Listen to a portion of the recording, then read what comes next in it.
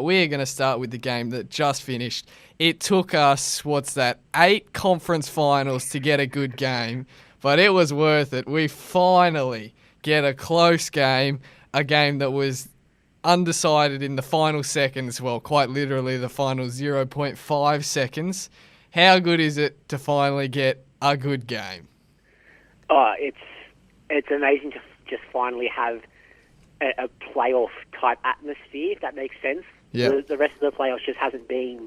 They've been even rubbish. close to what we wanted, and this is probably the series that was touted. I think going into the playoffs, as this will be probably the NBA Finals. Whichever team comes out of this Western Conference series will, most probably win the NBA Finals.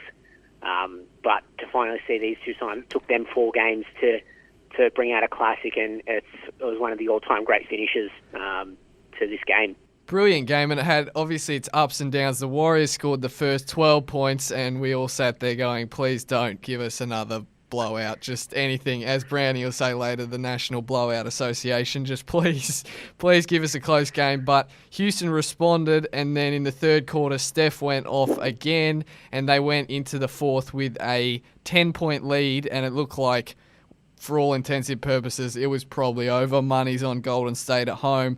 But they kept Golden State to just 12 points in the last quarter, piled on 25 of their own, come out winners by 3 points. Let's just break down the last couple of minutes.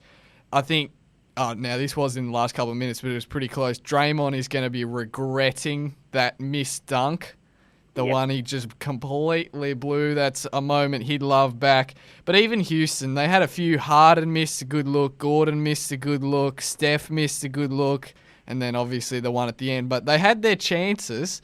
It's just, in the end, obviously, CP3 went to the line after it looked like the game was over when Clay got bottled up and had to force up a tough shot. The question is, if you're Steve Kerr, no problems not calling a timeout when there was about 13 or 14 seconds left when Draymond secured the rebound. But Clay got stuck in that corner. There was probably still like 5 seconds left. Should he have called a timeout? Well, definitely. Well, he missed the shot. When he missed the shot, there was 2.2 on the clock. Yeah.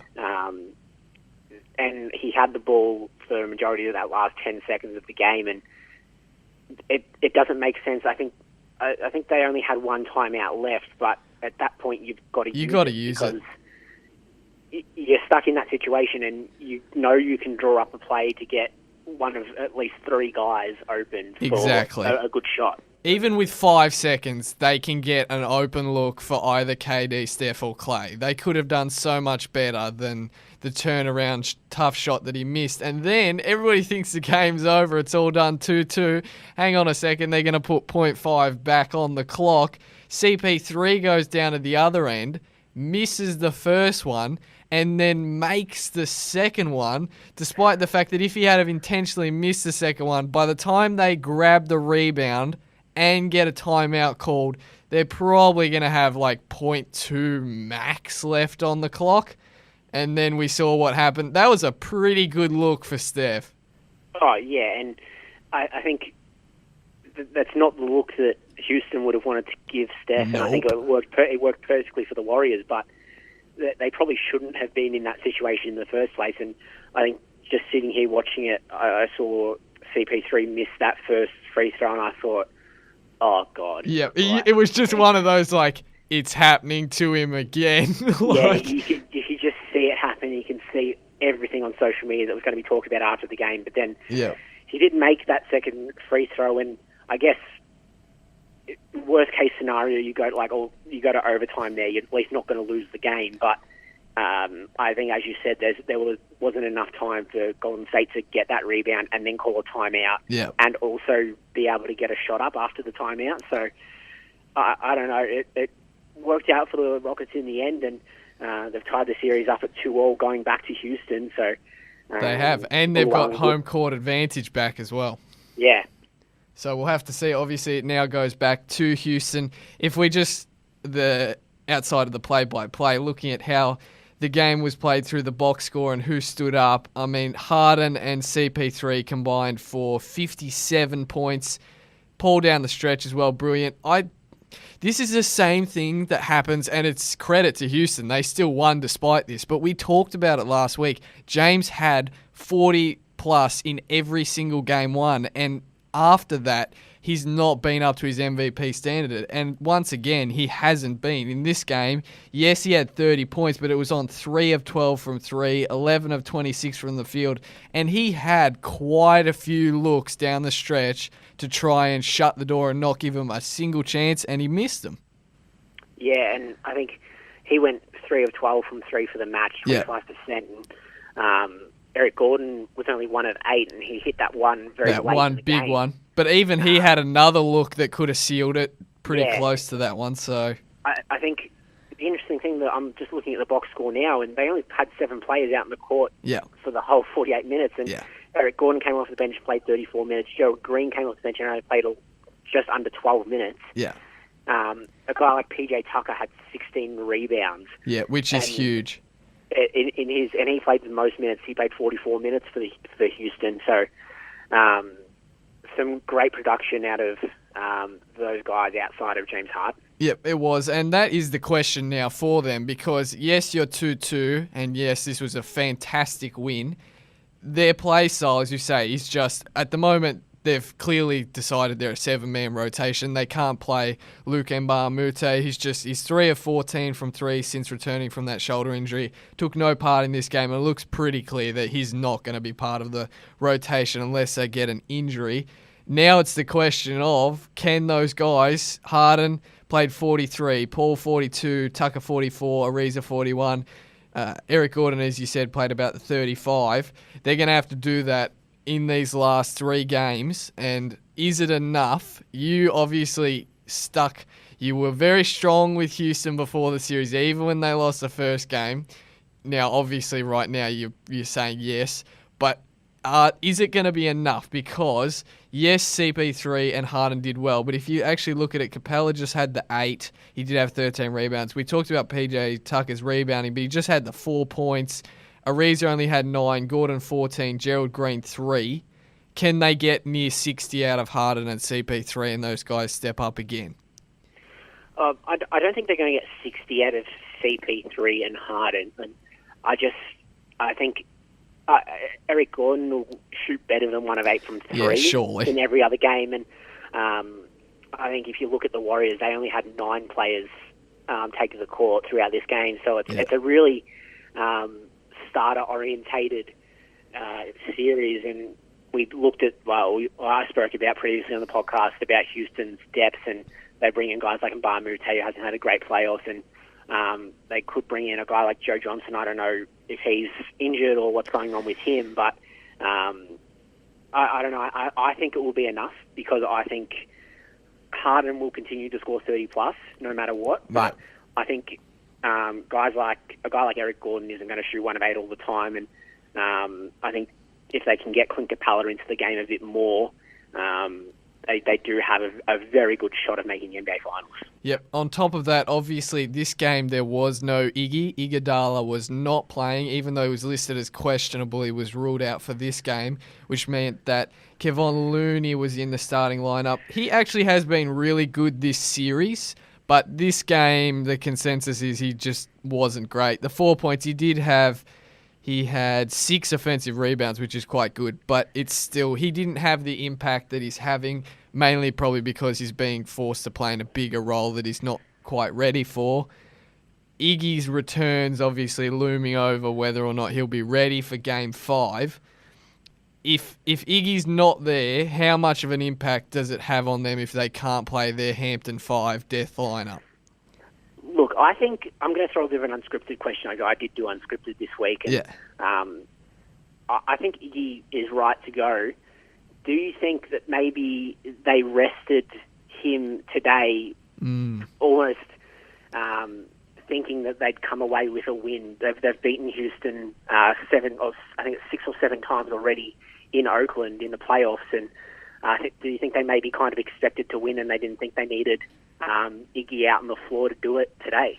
Yeah, well, it's one of those ones where he was clearly on the edge. If he's questionable, it was probably a 50-50 decision. I don't know.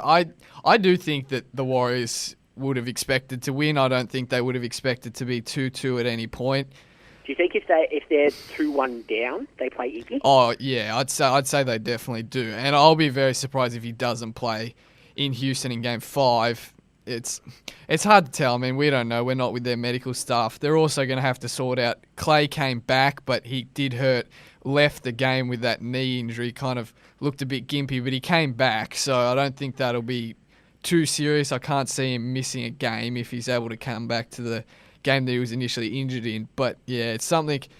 This is the thing. It's always going to be an issue. Injuries at playoffs time because they've played 82 games. No one's like. You can try and be as healthy as you want, but CP3 is kind of injured. Everybody's carrying, at this time of the season, everybody's carrying an injury of some extent. Yeah.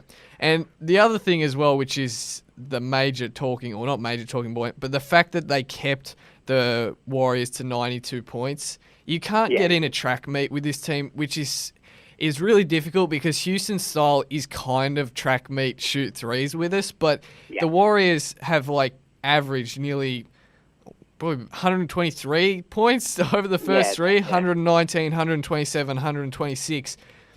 This, as good with the defense that the Warriors can play, I just don't think if the Warriors get to 120, you're beating them 4 out of 7 times.